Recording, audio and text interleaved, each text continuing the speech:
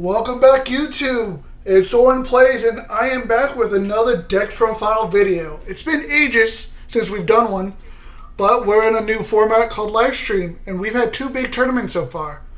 And this deck I'm going to talk about is a deck that some people are sleeping on and saying it is a fraud.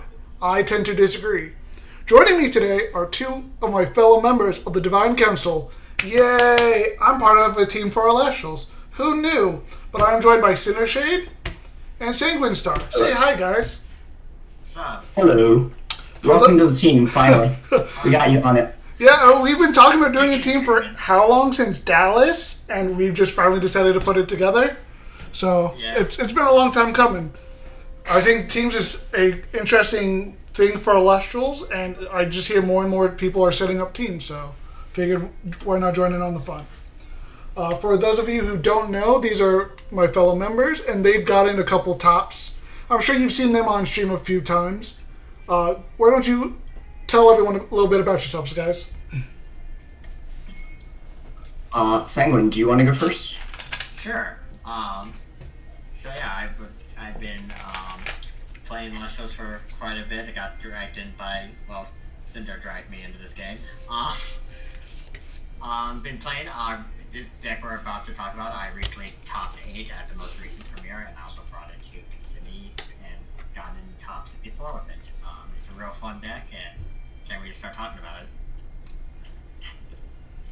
I'm Sindershade. You guys probably know me as one of the resident mill players. We decided not to play mill for Kissimmee, and instead came up with this brew. So. Yeah. It was interesting because Mill is almost there, but it just needed a few more cards and it would have been playable. But this deck it was way more fun. Granted, I had some bad luck with it at Kissimmee, so I didn't do as well as I would hope, but that's just the name of Elestrals. Alright, let's delve into it. This is the first version of the deck, everyone. This is the one that we rocked at Kissimmee. I don't think there was too many changes from this one to the second for the last premiere, but still a decent amount. So we call this deck Zombie Fruit. You may be asking, why Zombie Fruit? Well, we're playing Drataya and Lodagons, and then Rise from the Shadows to bring back Pharaohgeist. So it's like a curse type thing. I'm pretty sure Elestrals is calling it Dionysus Pharaohgeist, which I don't know if you guys agree it's the wrong term because it's focusing too much on Dio, which isn't what this deck is about, even though a lot of the cards are Dionysus. I don't entirely agree with it. You kind of use the Dio stuff to get tempo, and then it's mostly just Rise from the Shadow stuff to just keep your tempo on board. Yeah, if they didn't want to use Zombie Fruit because that would be confusing, I would have been fine with them calling it like Earth Reanimator or something like that. Yeah, this is a very Reanimator list. I think this is one of the first variants I've seen of like an Earth Reanimator. Because everyone plays like the Water Reanimator, Morfrost, I guess, is the Frost Reanimator. So this would be kind of the first Earth version, even though a lot of the reanimating cards are Lunar. Yeah. But yeah, it's a pretty simple deck. We'll talk about the main deck first because it's very straightforward. We have the 3 side prongs. They're just your Dio Searcher and your Pops. It's really good against 5s, which I don't think a lot of people are necessarily on 5s this format, just because of Cyprong, which is kind of funny to think about. That is finally anti-5s. Yeah. For now, I'm sure they might try to make a rise back, because I'm surprised at the amount of people that are actually on Dionysus this format. The Dio deck is pretty good. Yeah, I've just seen everywhere that Earth is a fraud this format, and it just doesn't compete against like Solar and Lucagon. But I don't think that's fair to say at all. Not very much competes with Solar. Yeah, like Solar's the tier 0 deck. Yeah. But against Lucagon, I mean, most of my matchups, at least at Kissimmee, I had to mulligan 2 or 3 times, and I still got them down a couple spirits before I would lose. So, I mean, that still says enough right there. That I can still be down that many spirits and still keep it a close game. And then you have your Drataya champs, which are just there to daze your opponent's Elestrals and then turbo into Lodaggon. Not much to really say about the Dratayas. They're really good utility. Sometimes you even use it on your side prong to get side prong's effect. And then if you had side nectar, which this deck doesn't run, that also helps the side nectar build go. We have your standard 1 Equal Links, which you can't have a Earth deck without Equal Links. I'm sure you could, but the few times Equal Links is there to get rid of your stadiums for your solar matchups and your divines. Then here we have the 2 Hopperoos, which at first I wasn't a big fan of Hopperoo. I will say that right off the bat. But after playing this deck, it's grown on me so much. And these 2 were the biggest components of Hopperoo. Yes. Just attack rabbit. He is best boy of this deck. Really is. Like, you pair that with the Thrisis, and you get a free draw, and you get a Foretell as well. It's just the amount of cards you can gain off of Hopperoo. And if your opponent tries to deal with Hopperoo, okay, cool, you want to PJ a Hopperoo? Take 3 damage. You want to shield him? Take 3 damage. Like, it's kind of funny. Yeah, I had somebody scoop because they saw what I was foretelling for the next 3 turns, and they were like, I can't beat that. So that's fair. There were a lot of times where my opponent would go Hopperoo, and then I would see, like, a Rise coming up in my future, especially against Phil, and I'm like, cool, I just lose now. Awesome. Yeah, I remember I had a game against another Dio deck towards the end of day 1 in Kissimmee. And my opponent had a Lunagon on the board for probably 5 total turns, and Hopper just swung over every turn. And we just kept dazing it and hitting him with Hopper. Hopper is really great for some sneaky wins too, by the way. Your opponent is just like, aha, you can't get over my defensive wall while I stall, and I'm just like, I attack over. Okay, now what are you going to do? Puts the opponent in such a bad position too, because the only runes that really deal with Hopper counter runes at least are Tsunami and Madness. Mm-hmm. Everything else you're paying more than 1, sometimes upwards of like 3 to deal with like a 3-4. Like if I have to force my opponent to deal with Hopper with a Tsunami or one of their 3 dazes, I'm fine with it. I'm totally fine with them wasting spirits on that. Yeah. And then best feeling in the world is somebody put in a rabbit and be like, rabbit? I'm like, okay, Hopperoo. Yeah, I mean, it's our rabbit. Like, there's so many rabbit adjacent cards nowadays. It's great. I don't feel bad not playing rabbit anymore. I think I've only seen 1 deck on rabbit, and it was in a Thunder deck. So I think rabbit's era is kind of over with for right now. For now. I'm sure another rabbit will come along and try to make its way back in. But I'm glad they've deviated away from rabbit. Okay, moving on, we have our 3 Viscerous. It's pretty standard, at least in this version, on an Earth deck. If you're in it, you might as well play Viscerous to help swarm the field. There's a great combo with Viscerous and your Dio's Madness, where you bring out your second Viscerous, you enrage your new Viscerous, and your Viscerous can attack. Essentially, in 1 turn, you can potentially get out all 3 of your Viscerous, which is one of the funny things where people are like, well, your deck can't swarm like Lockagon can or Solar can. It's like, well, the Viscerous allow us to do that really easily and fast. And then you now have to deal with 3 7s on the board. I will say there were some times where having Viscerous do feel bad, but we'll talk about that later. And then it's definitely one of the things we can start changing after Kissimmee. Yeah, definitely. And then we have our 2 Lotagons to keep the ratio of 3 of the first stage retires and then 2 Lotagons.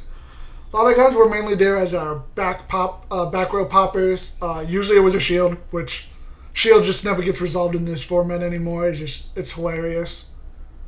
The fact that you can turbo out and then it's enraged literally the turn it gets cast means your opponent can't Tsunami you and they have to force a Gorgons or their own Dio's Madness. It's pretty great. One of my favorite cards. And this is one of the targets we use for Rise to bring out Farrageist pretty easily. Not much to say about that unless you guys have anything to say more about Lotagon. If the card wasn't good enough, it also goes and gets Ambro when it dies. That's true. It does get our Ambro Searcher. Yeah, that's right. I forgot about its effect. About it being the Ambro. The amount of times people forget about the Ambro Search, more than you think.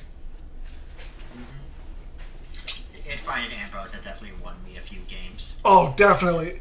sometimes your opponent had to crash into them, and I'm just like, all right, well, I get Ambrosia, so I got more value off of this than you did. Especially when you rise it right back to, it's like, I get all this value, and you got nothing. For sure.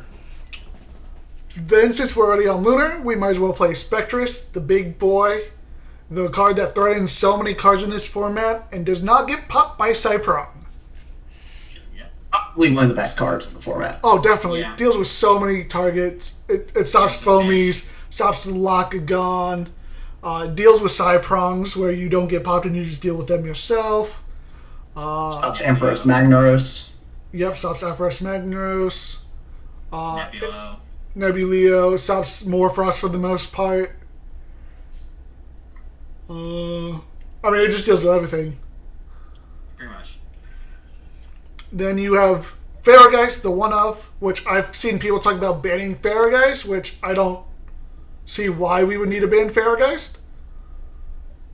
I don't know if you guys agree with me on that. I think one is good enough. Farrageist for banning the Lion.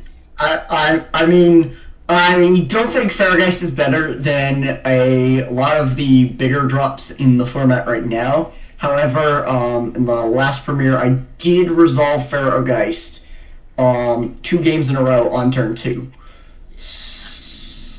And just one from there. Yeah, no, that's fair. Farrageist can be a problem, Lily, if you bring it up turn 2 or 3. There were a few games at the last premiere where I brought out Farrageist when my opponent was down to like 6 spirits. And then it was, what do I do? And then I just go spoil fruit when they tried to heal stall me. And it just cost them the game. It was pretty hilarious to watch. It also dodges one of the big removals of the game right now with Solar Burst. Yes, it does. It does avoid that, and it does avoid Cypron, because Cypron can't pop 3s. It can be destroyed by battle, which is really great. I will say, though, it does have a weakness to Centaur, which these guys saw at our local the other day, where my opponent brought out a Farrageist, and my out to it was Centaur champion. It's really funny. I don't think as of right now, though, Centaur is that real in the format. No. I think not. I think it's really good. I think, like, I'm trying to come up with a variant of that deck to try to make it work. But it's just more people would rather be on Lotagon because it just pops your back rows. So not much more on Farrageist. We have our 1 EQ, which I almost feel like EQ can kind of stop being a one of at this point in time, but I can see why people would keep it at 1. I think there was quite a few things off the ban list that they could have, that was limited, that they could have either banned or unlimited. Yeah. I think EQ is one of the ones that probably could be unlimited. Yeah. I agree. I'm sure we'll talk about that a little bit more about how the ban list would impact this deck. We have your 3 Ambrosias. Don't need more to say about the Ambrosias. They're a life source. Very easy to get based off a lot of guns, and you just naturally draw into them. Sometimes you start off with 2 of them in your hand. The amount of times that actually happened to me in both Kissimmee and last premiere were ridiculous. You have your Resting on Your Laurels, which originally was a side deck card, but we kind of felt that it needed to be a main deck just to deal with the Locagons. What were the other cards we kind of wanted it to be main deck because of? Was it just the Locagon? Right. Or Nevercore. Also kind of deals with Nevercore. Mm-hmm. Yeah. Nevercore is such a big problem in this format. Oh, it's so bad. It needed to get... But we'll talk about that. Yeah. It's just another form of removal, basically. Yeah. I mean, it's not like our deck has too much formal removal compared to other decks. Like Solar has, 8 ways to deal with cards? Yeah. It's just what it is. We have our 1 Rise from the Ashes. May it rest in peace, but we'll talk about that later. Such a great card where if we don't see our Rise from the Ashes, we just either bring back our Lotagon to Turbo and the Farrageist, or even if they find a way to deal with the Farrageist, we just bring it back. It's Monster Reborn. Who doesn't like Monster Reborn? Right? And it's relatively cheap, sort of. I mean, it is pretty cheap if your Lotagon dies, because you go get Ambro. Yeah. Effectively, the Rise costs you 1. Mm-hmm. I think in most decks it's kind of too expensive, but at least for ours, because we turbo into getting our Ambrosias, that it's relatively cheap and affordable. Yeah. Which is why I kind of like it compared to other decks. I really don't touch Rise for most other decks. And then since we're on a Dionysus package, you have to run your 3 Madnesses. It's kind of just a given, you have to have them. It's the new Tsunami, sort of. They're such good utility. Oh, mostly definitely. Offensively. Mm-hmm. Yeah. Sometimes if you don't have your like Dionysus piece for your like Drataya or whatever, you use Madness on yourself, and it just gives you so much value for only a 1 cost. And it doesn't target, which makes it so much better. The fact that it does not target, I've heard a lot of people complain, why does it not target? It's really funny. And then if you do have DO on the field, you get a Spirit back, so it becomes a free cost. Why does it not target, and why is it free? Exactly. It's like, because we need it. Enough said. Then you have the newest Rise card, similar to Rise from the Ashes and Rise from the Depths, but better. I would argue that this is the better version of all the Rise cards. I don't know if you guys agree with me on that. I probably agree. Yeah. Just mainly because it's 1 cost and you get to use the spirits that you already have in the Underworld. Yeah, I think if we went by ranking, this was probably number 1, Ashes was number 2, and Death is probably number 3, just because Death needs Atlantis to actually function. Right, yeah. And then we have I think the thing that makes it so good is you don't have to rise from the shadows like a Lunar guy. It just has to be cast with Lunar from your Underworld. Exactly. Which just makes going into Paradise so much easier. The amount of times my opponent goes, alright, well, I'll crash into your Lotagon, I get my spirits, and then I go, Rise, bring it back. Now what? Now you're fucked. Or they're about to do a push and they EQ my guy and I bring it right back. Or they restings, I bring it right back. And it's like, did you get your value? Are you still going to be able to do what you want to do? No? Cool, I succeeded. You spent way more spirits than I did. Congratulations. And then we have Argo. You have your 2 Argos to go along with your Necklace of Harmonia, your Scythe of Demeter, and Thrysis. I had bad luck at Kissimmee with the Argo package. I kept them in because I'm like, I would love to see them, and I never did. The other 2, on the other hand, had decent luck with their Argos and allowed them to win a lot more games than I did. Yeah, I definitely saw mine most game 1s. However, I was tended to be sideboarding them out game 1 because I was expecting my opponent to bring in like P-boxes and stuff and didn't want to play into their P-boxes too much. Yeah. I won quite a few games of just like somebody would champ Galaxy and I go Argo Scythe. I think that was my thing. Like, I was kind of stubborn on keeping those in because I would have loved to see them just because it helps the deck. And I cited out other cards that I probably should have kept instead of the Argo package. But that's hard to say on one hand which one would have been better. So that's like neither here nor there. So we have the 1 Scythe. Now, the Scythe, I'm pretty sure, was your call, Cinder? Yeah, so it was a last-minute add. Originally, it wasn't going to be in the deck. I forget what we had in place of the Hopperoos originally. But the Scythe would only allow like 3 of your guys to live through a Champ Galaxy. And so it didn't overly feel worth it originally. And then we started putting in Hopperoos, and the Fair guys came in, and we were like, we'll put it in Scythe. Because it allows our guys to actually like live. Mm-hmm. Right. And then Necklace, you just have to have Necklace if you're running Argo. It's just a 2-card thing. It allows you to get over a lot of other things that you normally wouldn't. Then we have our Thrysis, which helps us enrage in Elestral, whether that be something that we normally wouldn't be able to get over for Cyprong. On our Hopper to get that combo of drawing a card when it attacks and then foretelling 3. Enraging Lotagon if we need to pop back row. What other things would we use Thrysis for in that scenario? I think those were the main ones. There's a cute combo you can do if you go, if you daze your Cyprong to pop a dude, you can then play Thysis on it and still be able to attack with it. Right, yeah, there's that. I had that happen to me against a Centaur deck in the last premiere, which was devastating because he used his effect to daze, go into September, use September's effect, and then he used Thrysis on a Centaur. So you can do a lot of fun things with Thrysis. And then I think it's definitely the best artifact that we had in the deck. yes, I agree with that. Because there were a lot of times where I didn't have my Dionysus for like my Dratires, but I did have the Thrisis, and that allowed me to go in the Lotagon, and it saved me a few games. Then we have our 3 Gorgons. I think that's the only counter rune at this point in the game that's always going to be at 3. The other 2 have kind of been phased out at this point for a lot of decks. But I'm pretty sure they're going to try to make Gorgons down to 2 in a future ban list, is what they're planning, I think, for a lot of the counter runes, just because of how powerful they are. But I don't really think Gorgons is that powerful where you have to go down to 2. Not yet. No. It's very useful, especially against Lockagons, to stop them from popping off their combos. Even though it only slows them down like 1 second against Locagon, because they have multiple ways to do their guys, which is annoying. And then we have our 2 Divines.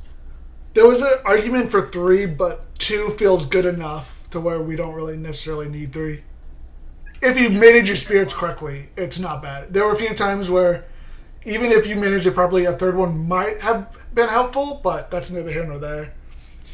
Yeah, it might have just been like my experience piloting the deck, because prior to Kissimmee we played thousands of games with this deck. Yeah. I never felt like at Kissimmee or the previous premiere that I needed more than 2 Dios. I will say though, your luck for Kissimmee was insane on the fact that you didn't face any Lockagons or Solar. We did manage to dodge everything, which was absolutely wild. Battle. Yeah. I went against like 3 or 4 Solar decks. So me still getting top 62 was really good, despite me going against like 4 Solars. The fact that one of the Solars I won just because my opponent was afraid of a PTA on his Celestial, because he had no other follow-up, was hilarious to me. And then I sadly lost my last match for round 7, which determined if I got top 32 or not, against our friend Ren. And he just got absolutely nuts on his Foretels, to where he just blew me out of the water by like turn 3. It was absolutely insane. But that's it for the main deck. Side deck, it's pretty standard. We have 1 water. The 1 water is mainly there for 3 tsunamis. And now you may be thinking, if you're on 3 tsunamis, why not 2 water? I think 2 water is a little redundant, especially considering we see usually 3 Ambrosias every single game just because of a lot of gone. Then we have 2 Tectauruses, just as 2 other Elestrals. Now, Tectauruses were my thing. I've always enjoyed Tectaurus in a Earth format. Now, I didn't realize how many people were going to be on Water or Solar. I figured Earth would be a good representation. I think it was almost a third of the decks at Kissimmee, at least. And it was great to side in for those mirror matchups. I don't know if you guys felt the same way about the Tectauruses or not. I mostly win against mirror matchups, so yeah. At Kissimmee at least. Yeah. So it was very good there. It also helped me against like Bear Bomb, because they do their Bear Bomb combo, and I just go like Dio, Tectaurus. He's a 9. I'll swing over your dude. Yeah. Yeah. It's really great. I would say at Kissimmee they were very useful. I will say at the most recent premiere, they never came out of the sideboard for me, because I was just going against decks that they just weren't useful. I would rather put it in. No, I don't think I brought mine out. No, it's really just how many mirror matchups did you have at the last premiere? Did you have any, or was it all Solar and? I did one. The last round was against another. I don't remember his name, but another person we play with, one of the co-collectives. He was on a slight variant of this deck. Gotcha. Was it Dylan? It was Dylan, yeah. Gotcha. I didn't bring him in against him just because I wanted to put in what I put in against him. I think just put in more. I actually don't remember what I put in against him, to be honest. I dog walked in both games because I think I got Pharaoh Geist on turn 3 on both of those games. Oh yeah, I mean, yeah. It's just the name of the beast. Sometimes you don't need the Tectauruses. They're just there just to see an extra guy if you need it and whatnot. Yeah. But so. Gotcha. I think most of my games, I think I went against 1 Thunder deck, and then the rest was either Solar or Water. Yeah, I went up against one solar deck, one thunder deck, and it was a shroom deck. Oh, was it Cthulhu? Maybe. I don't remember who exactly it was. It was kind of interesting to see, though. They kind of popped off, but then I was able to regain board control. And then they couldn't do anything. And then I'm pretty sure I got Farrageist out. And then it was just game over. And then we have the Spoiled Fruits, which Spoiled Fruit is really good this format. So it stops the Lockagon combo. It stops Guardian of Light against Solar. I've actually had that happen multiple times where they go Guardian of Light and I just go Spoiled Fruit. In case you guys didn't know about that Spoiled Fruit hitting Guardian of Light, it's really great. It shocks a lot of people. It is very good. Yeah. I've not had it happen once because it's just not lined up to happen that way.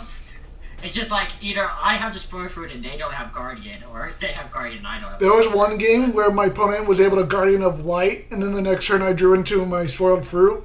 And then my Spoiled Fruit sat there till the end of the game when then they tried activating it to save their life. And I go, cool, I can actually use this Spoiled Fruit to win the game. That's fun. Yeah. And then we have Pandora's Box. You have 3 of them because you need 3 of them in this format. Just stops so many things in this format. I remember when no one wanted to play P-Box because it was so bad. And now it's a necessary evil. Mm-hmm. I will say our deck is very weak to Pandora's Box. Well, yeah. Like, I Just think, draw all the outs. Just draw all the cards you needed.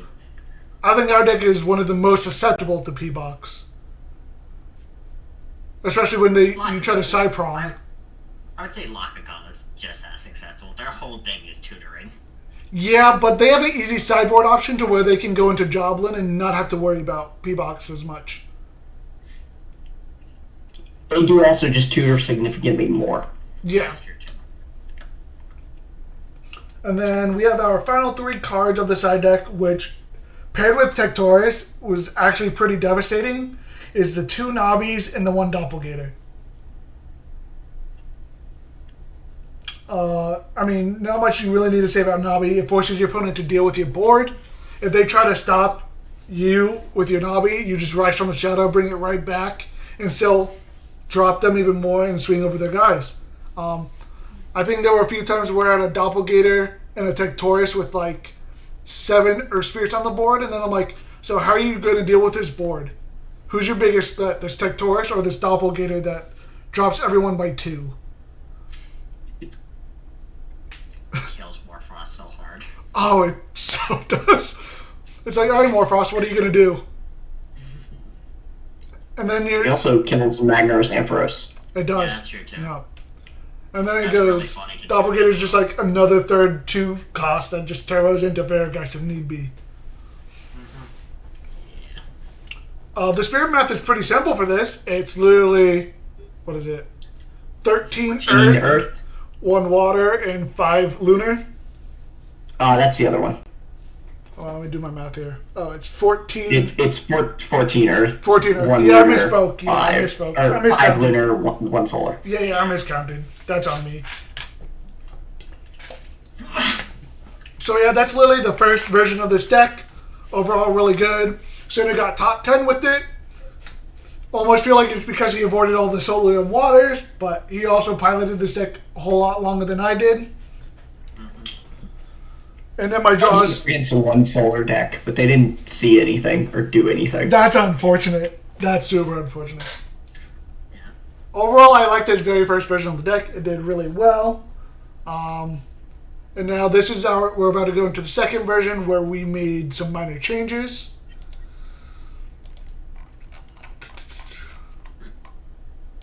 And here we go. Version 2. Alright. The biggest changes were at least to the side deck. And then a few other cards. So the main difference between the previous version and this main deck, we added a 3rd Hopperoo. Just having a 3rd Hopperoo is really great. If your opponent deals with 1, you have 2, 3 more. My favorite was when I Hopperooed into a Hopperoo into another Hopperoo. It's the best game. My opponent PTA'd the first Hopperoo. I foretell the second Hopperoo, took that Hopperoo, and then cast Hopperoo literally the next turn. And then from the previous side deck, we put the main deck. We went the 3 Nobbies instead of 2, and then the 1 Doppelganger. I will say having the 3rd Nobby kind of feels a little bad, but sometimes my opponent was able to stop 2 of my Nobbies, so that 3rd one came in useful sometimes, but other times it was just dead. It was a pretty big consensus for at least the people that were running this list in the last premiere that the 3rd Nobby is not needed. No. It was a dead card most games. Yeah. The 3rd one. Yeah. Also, it also feels a little bit bad, especially going against Solar, just having 4 cards that just don't work. Oh, that was the worst part, is the amount of Solar I went up against, and I had the Nobbies, and I'm like, alright, well, this is basically a dead card. I can force crashes at least. Yeah. I've always felt it was weird that Nobby was Lunar and Solar and not Lunar and, like, Wind. Just because of its Ascension line, but I don't know. Yeah, I can see it. Yeah. So yeah, definitely probably cut 1 for the next premiere. Right. And then the next big change is we took Tsunamis from the side deck and made a main deck. We were on 2 of them. And then we took out the Argo package and everything to make room to have more Elestrals. Because I felt that we kind of didn't have enough Elestrals. At least from when I was going, I really saw... Or I was just trying badly. But having more Elestrals was very helpful, I will say. Yeah. Yeah, it was the consensus that we were just slightly too shy on dudes. Yeah. One of the benefits, at least, of bringing the Nobby Doppelganger package mainboard is it is a quick ascension for Ferrogeist, which is how I got Ferrogeist out on turn 2 twice. Yeah. Yep. Very fast. And then if you have a Spectrus on the board, that just helps you even more swing over stronger guys. Because I think at that point you're able to swing over natural 7s with Nobby, and then like 8s with Doppelganger on the board. Yeah.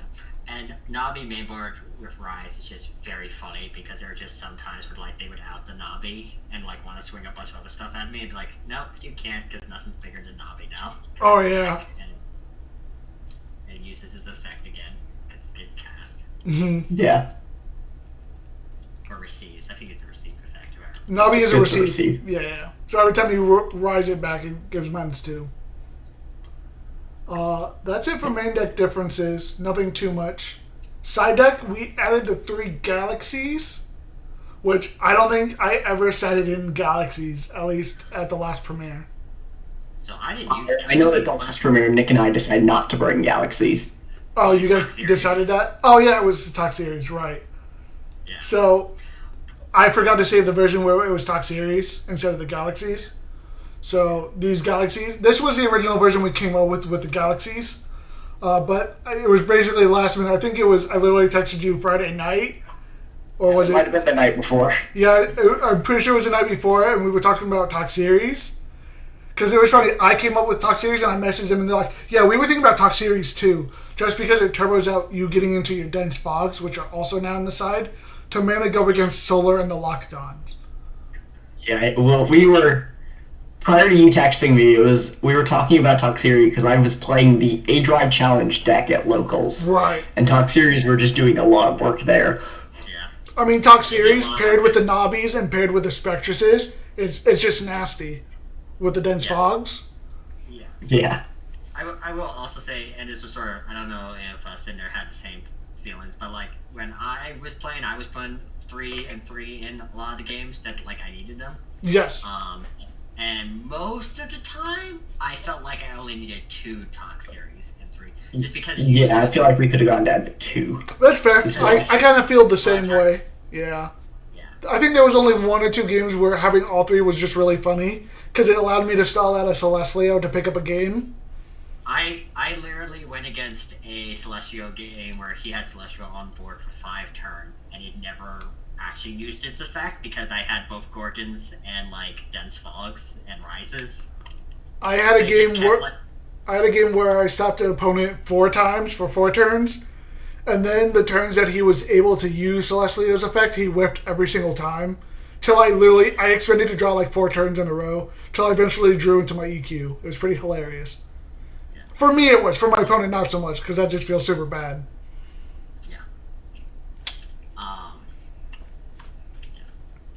And then we dropped to 2 Pandora's boxes instead of 3. I don't really think a third one would be necessary, but if we did, that would probably be what we would drop a Toxicity for, if I'm not mistaken. Probably. So that would be that. And then Spirit deck, it's the 13 Earth, the 1 Water, 1 Solar, and then 6 Lunar. So it's 12 Earth then. 12 Earth, yeah. Yeah, 12 Earth.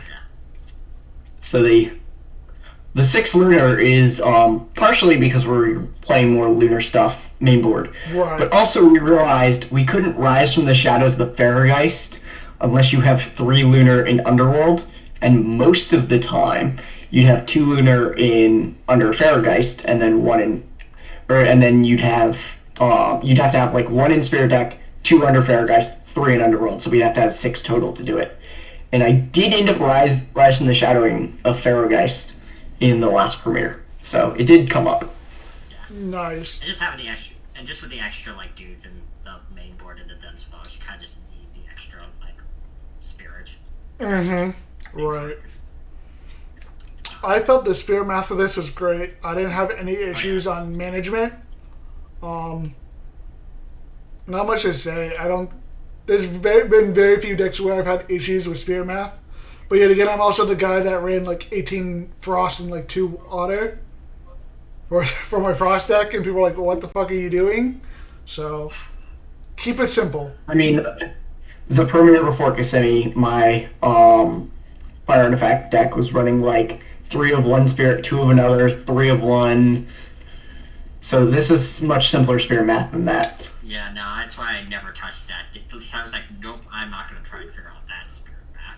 I will say though, even though the spirit deck is very simple, this deck is not beginner friendly. I think we should reiterate that. It's not very beginner friendly. Yeah, I think the only part about it that is partially beginner friendly is you're secretly playing this deck with 4 Lunar, because if your mulligans are free for the first one, and you always chuck 2 Lunar. Because it enables your rises to be active. Yes. I think there were a few games where I forgot to do that, and then I had a Rise, and I'm like, cool, Rise is dead. I could have been out into like my 2 costs or 3 costs by now. But I forgot. Oof. Yeah, it was rough. Or I would pitch 1 and 1 to try to do a play, and then my play would backfire, and then I'm like, man, actually I just got rid of 2 Lunar.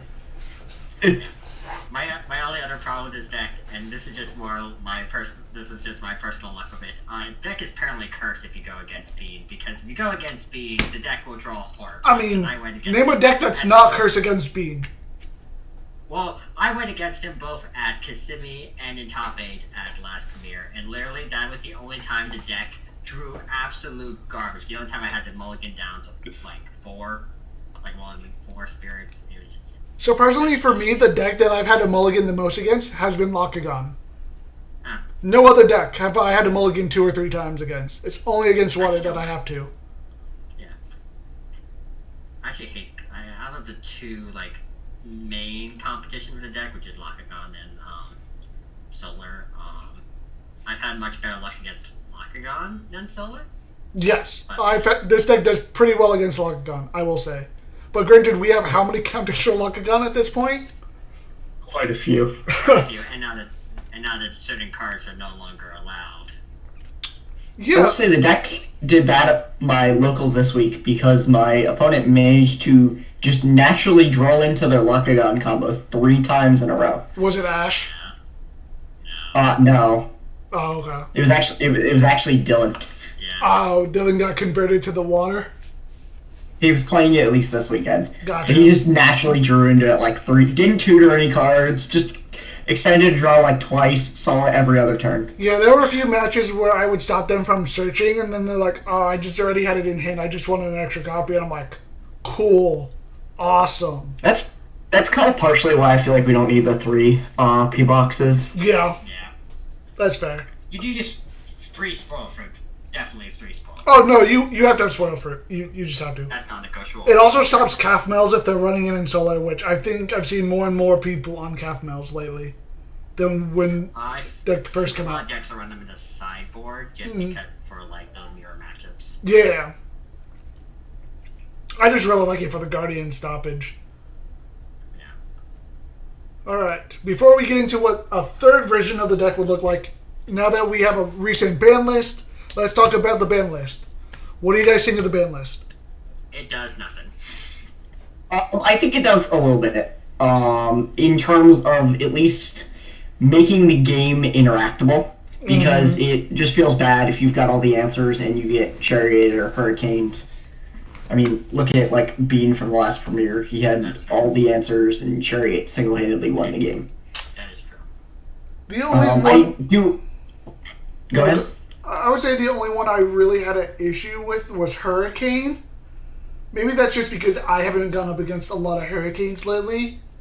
But the few times I've seen opponents on it, they've usually been milled out. But our deck is very friendly on where we really don't have much back row, honestly. And then I think the few times that they've dealt with back row with Hurricane, it's usually been like tsunamis against like Locagon. So it hasn't felt terrible. Yeah. But that's just me. But the other ones make total sense. It's one of the cards I've been vocal in the Discord about just disliking. Because it's basically like a 3-minute I win the game. Yeah. Yeah. I mean, especially in like Lifestream format. Mm-hmm. Yeah, literally in I went against Julian at the premiere. I think it was like round 5. I think I went against him, and like game 2, he had ran through the first like P box and spoil fruit, and I had another spoil fruit and a Gorgon's in hand, and I was like, cool. He ran through that. I stopped that combo once. Let me set these two because he would have played Hurricane the first time. And then he top decks Hurricane, and Hurricane's my, like, answers, and it just wins from there. So, yeah, I don't. That's fair. That's fair. I'm not on Chariot, but I don't. I'm lucky I dodged that, but I would probably be pissed anytime somebody played Chariot at me if I... Understandably so. Yeah. Right? I mean, those two do make sense. What do you think on Rise being hit finally to 0? I think it probably needed to be hit, especially with Solar Burst, Pitch Celestial, Rise from the Ashes Celestial being a thing you can do. It sucks a little bit because obviously we were playing it in the deck, but I don't think our deck takes a massive hit because of it. Because half the time we're just like, oh yeah, this is kind of just nice to have, and usually it's not.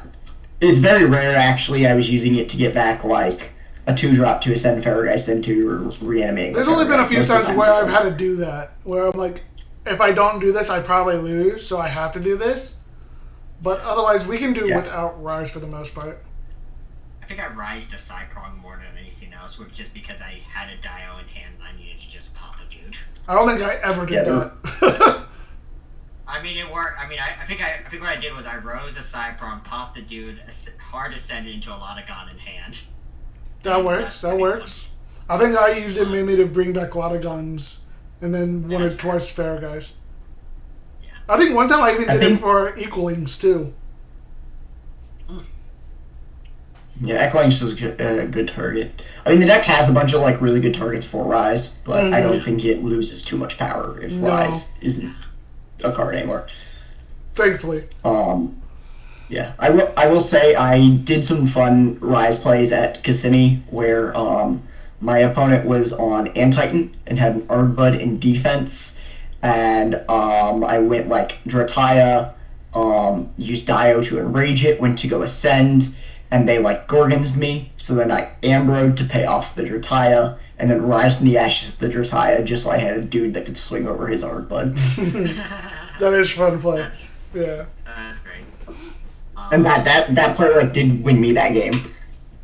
Right. That's a fun. But okay. But yeah, like overall, I think I was a little harsh saying it didn't do anything. Those were the 3 cards that probably needed to get hit at least the bare minimum. There were a few cards I feel like should have also gotten hit.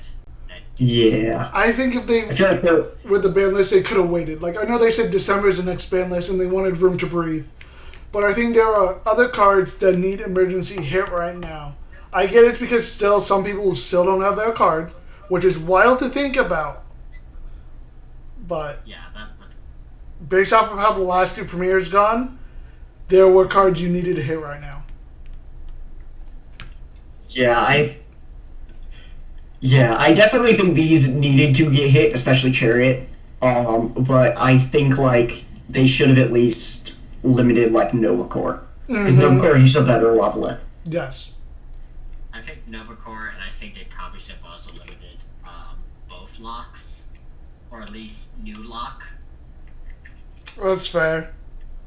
I think there's cards that should come off of the limit list at this point, and some cards probably off of the ban list. Yeah. Yeah. I honestly don't believe that like Viserys needs to be like limited anymore, at least. That's such a weird choice that they limited Viserys for like the swarm aspect of things when you have cards that swarm the board way faster. Yeah. I think like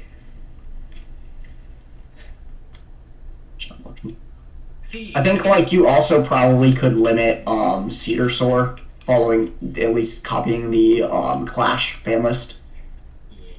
I think it would help curb that deck list. I think Cedar Soar needs to get hit this format, considering the card that they revealed today. Oh yeah. Just also now gives Cedar another deck that it can run in, which can actually be probably more devastating. We revealed a card today? I've not seen this. Well, we're not, but it's been revealed of an Elestral called Dougie, the Nexus format. His name is Dougward. Dougward. Dougward? You mean Douglas? No, it's Dougward. Nope, it's Douglas and Edward. Not to get off topic, do we know what Dougward does? Yes. When it's played, you mill the top 3 cards, and then you add the strongest one, I think is the wording that they had. So, like, if you mill 2 Cedar Swords and a 3rd Elestral, you basically get all those. I don't know if you get a Turbo Ascend. I don't know if you get a Turbo Ascend or anything off of Dougie, though. I bet you that the Carapace Nexus will probably be like if it gets like pulled or something like that. If it gets milled. So it'll be a Blizzstrike spot for Earth. Yeah, got it. Makes sense. Makes total sense, sadly. Sure. Yeah. At least that would give us a reason to Earth Enchant Cedar Soar. Yeah. That makes Sisyphus's Boulder better, too. Also, it would make Centaur better, because if you get a Cedar Soar out, it's a much easier way to get into Centaur. Yes, it turbos out a lot more Earth guys. That's for sure. All right. That's all speculative, right? Yeah. So with the new ban list, how would we make a 3rd version of this deck? Let's talk this through. What changes would we make? So I have a crazy idea to what we replaced the Rise with. Oh, okay. I'm down to hear this crazy idea. I think we put one of the forests, the stadium, because I think it's an in-way to pop Temple. Just a one of this Foloi Forest? Yeah, Foloi Forest. Okay, I can see that. Because if we follow Bean's list, which I don't know if his premier list is the same as Kissimmee, but I know at the Kissimmee list, he was only running 1 Temple and then 1 in the sideboard. So it was kind of one of these things where if you had popped his Temple, he'd Nova Card basic don't work. Gotcha. Check. Makes sense. I know Chris, another member of our squad, was talking about a Rummagem. Do you agree with that? I don't think in place of the Rise.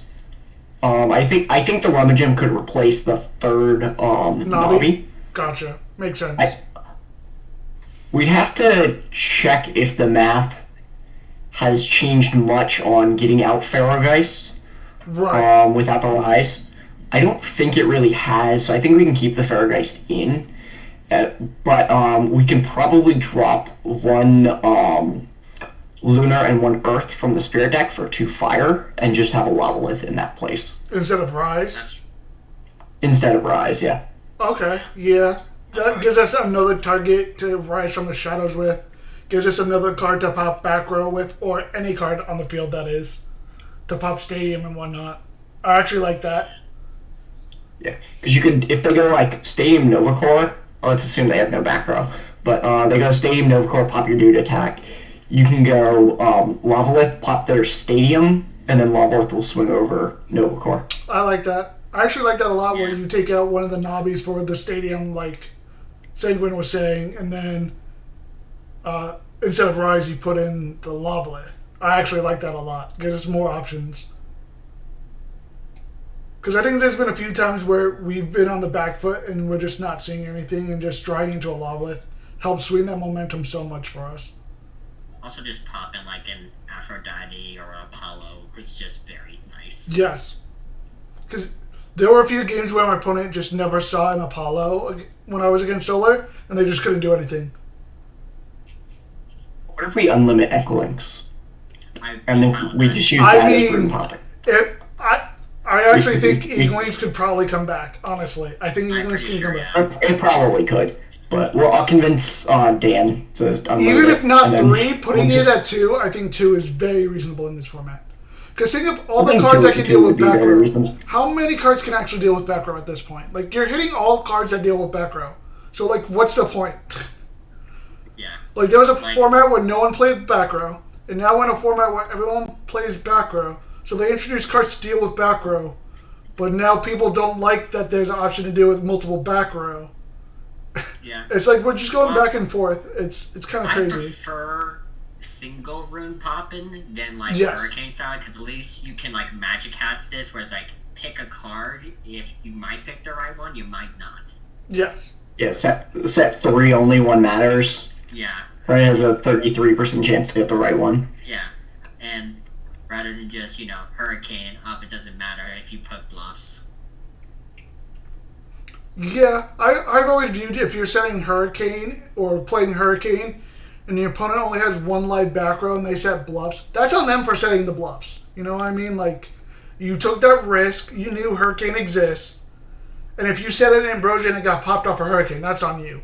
But, I mean, I can see both ways. I'm the guy who ran Falcane because I thought it's a much better Hurricane and cheaper.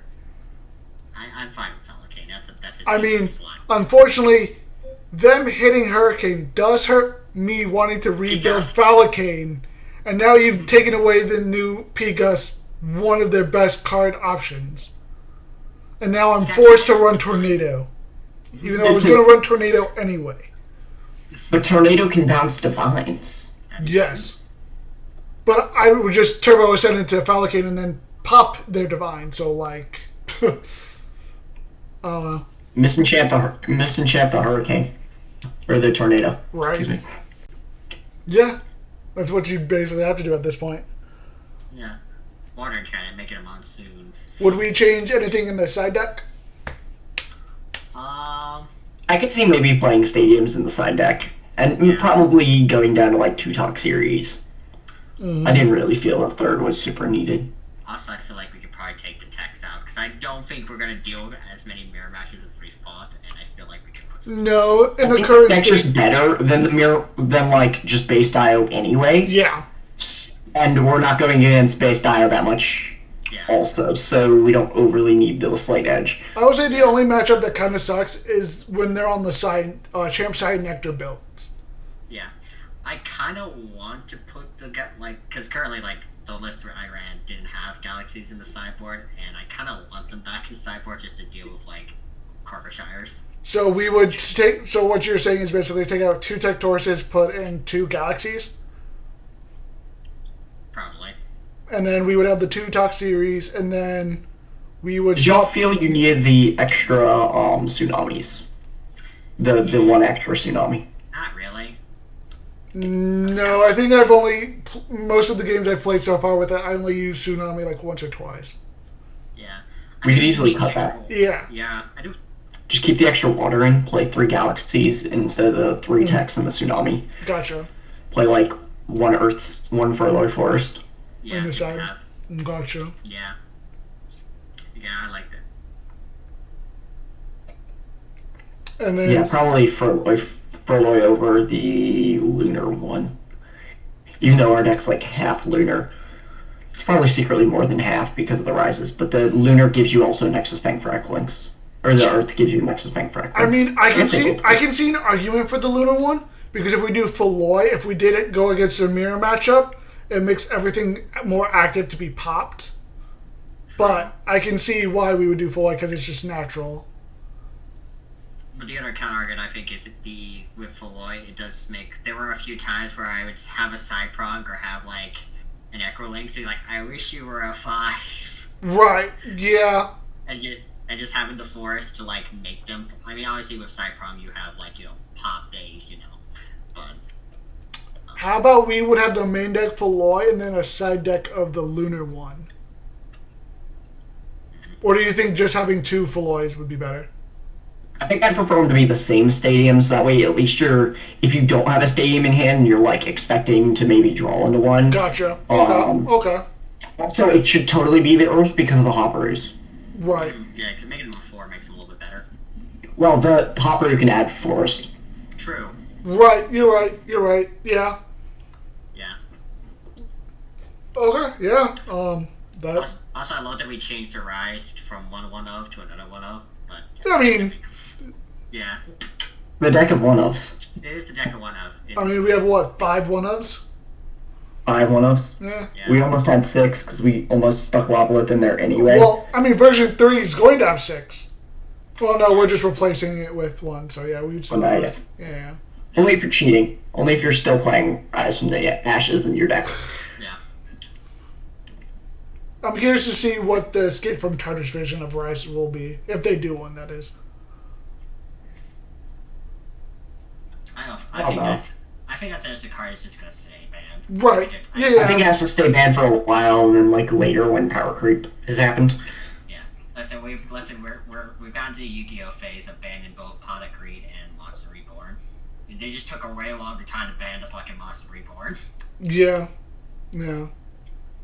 But I mean, for the longest time we've kind of needed it. But now that these 3 drops are around and you turbo them out so fast, you gotta kind of keep them dead, otherwise it just steamrolls.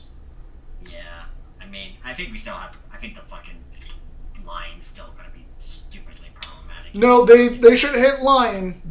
I don't know why they're waiting till December to hit Lion, and then if December they don't hit Lion, there's a bigger issue at foot. Yeah, I mean, they said it was too early to hit specific decks, but I disagree. I also disagree.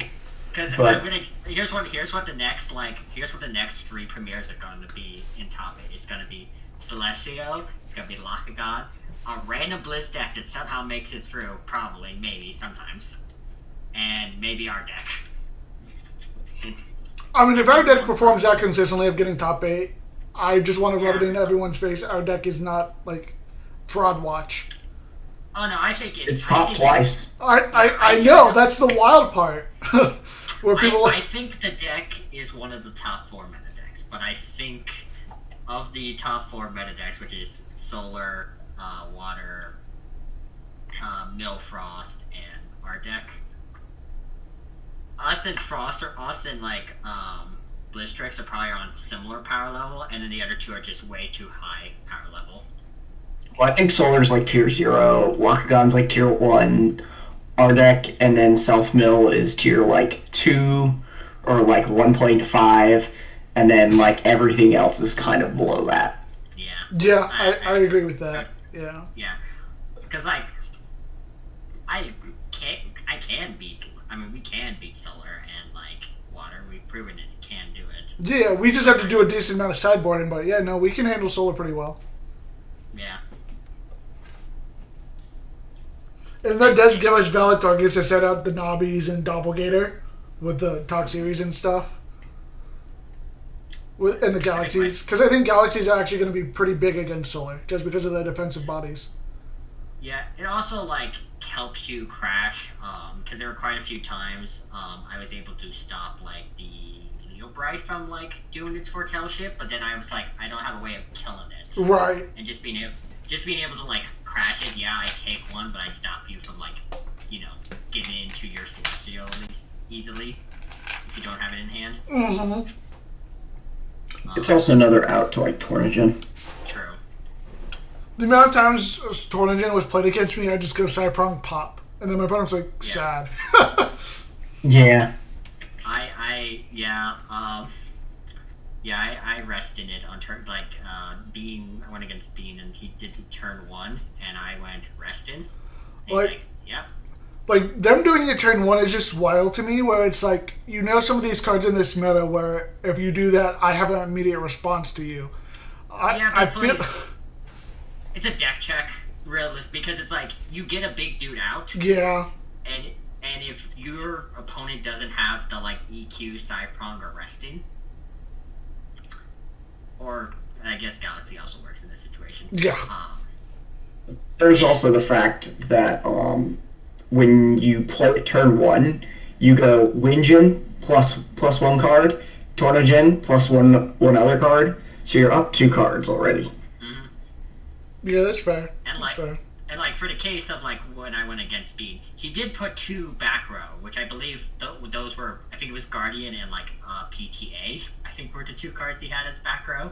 So he basically said you have to have like a effect removal or this thing's gonna stay for another turn. I mean, funnily enough, if you did have the Galaxy for that situation, he would blow through so much spirits to make sure that when Tornajin would stay alive, it would be totally worth it.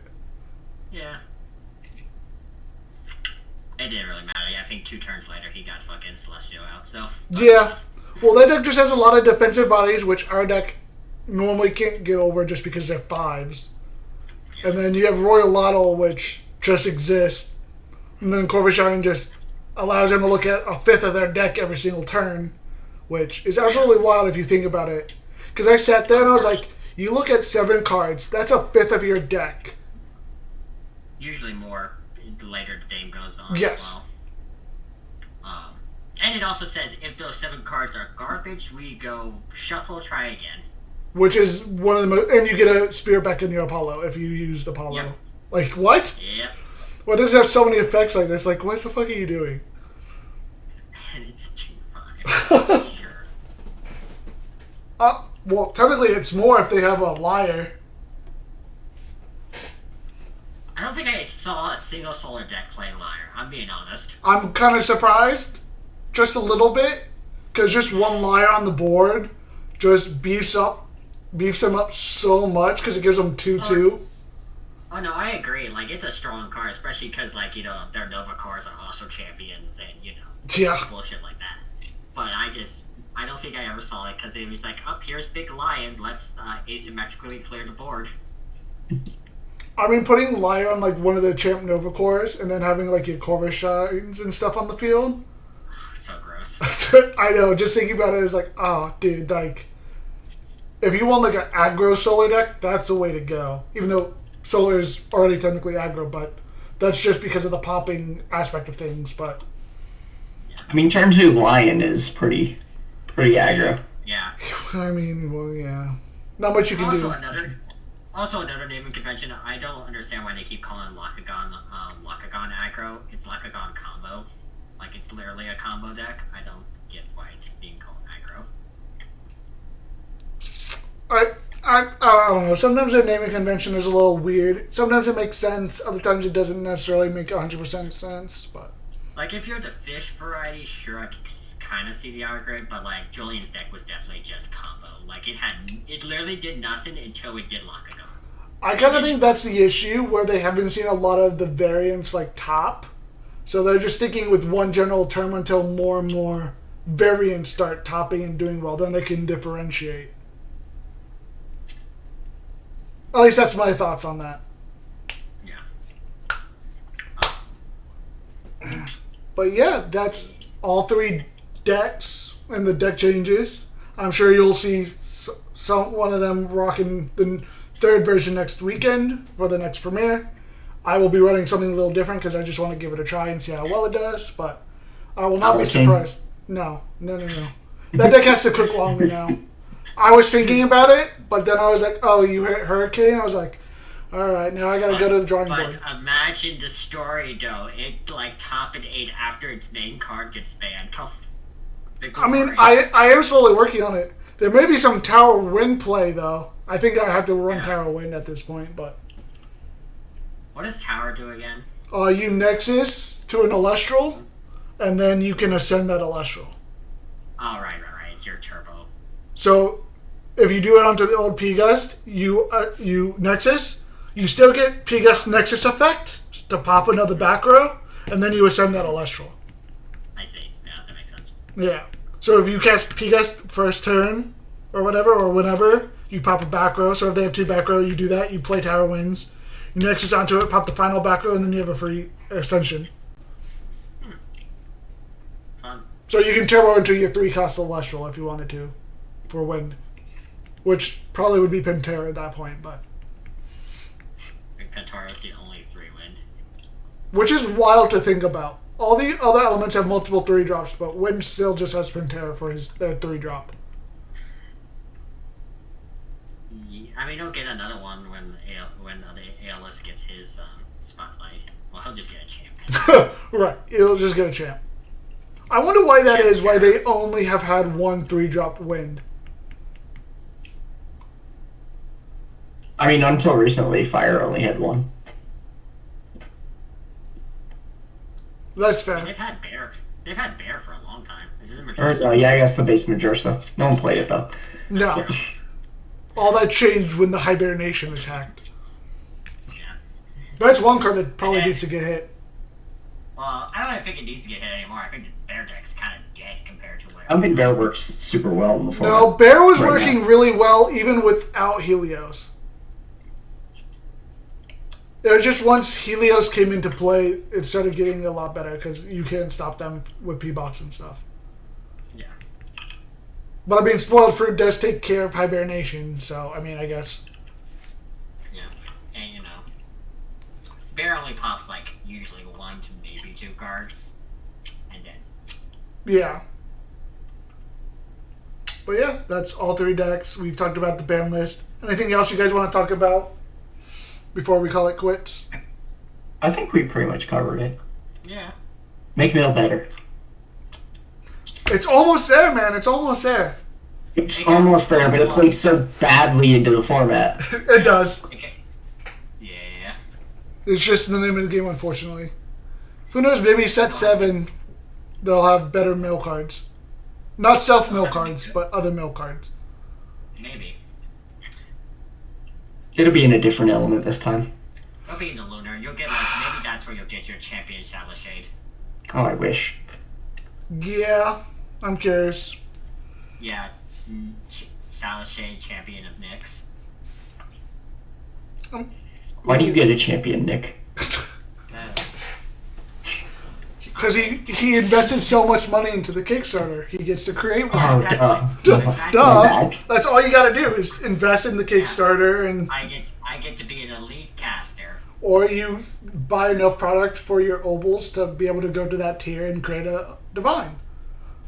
You're right. It's that simple. Let me shell out more money. I know, right? We were making the joke. It would have been funny if Cinder somehow got like the 10K to like do the Kickstarter, and then like Cinder's not in the like. Get a divine champion. Cinder and Sindershade aren't in there. Aren't in the game. So my elite caster is just using like random fire dudes. And like just searching in like the swamp for these. Have you seen a Cinder? That would actually be really cool. That would be a cool Easter egg. Where Cinder's not in the game, but they still reference him. Yeah. But yeah. All I keep finding are these damn humbusts. I got 3 of them. Want to trade? Trades? Trades? Trades. Just a random NPC I swear, called Coder. I want someone just to be yelling trades. That'd be funny. Alright, I want to thank you guys for being on here. I'm sure we can possibly do some more podcasts in the future now that our team has been created and started to work together. Yeah, by all means. Thank you for having us. No problem. Is there any socials that you want to shout out that you guys want people to know where to find you, or are you good being... I don't have any set up yet. Neither do I. Alright, that's fine. I figured I'd ask just in case. I'm sure everyone will see you in top 8 here to come, because you guys are... How close are you to getting points for Worlds? How close are you being to 250? I'm 60 60 points, 70 points, something like that. Yeah, we're close. I was so close to being almost there with you guys. Almost. You bubbled out of 32. Yeah, I was mad. But even then, I'd be like 90 points off, which I just got to do a couple top 8s and I'll be there. Or I just got to do a couple of the store championships and stuff and I'll be there. I think most of the Central Florida people will get there because a lot of us are pretty damn close. Yeah, I'm actually impressed the amount of Central Floridians that are almost there. I'm really proud of all of us. I can't say how many other teams have, or I guess I can't just say team because we're multiple teams. What other teams have so many people in their area with that amount of world invites? I think probably Atlanta. I know Texas has a lot because I know like there's quite a few people in the Texas area who already qualified. But I think that'd probably be the other one. Right. Alrighty. Well, I'm gonna sign off. Thank you guys once again. Everyone, make sure you follow. You'll probably see more of these two in my videos. This is SorenPlays. Bye.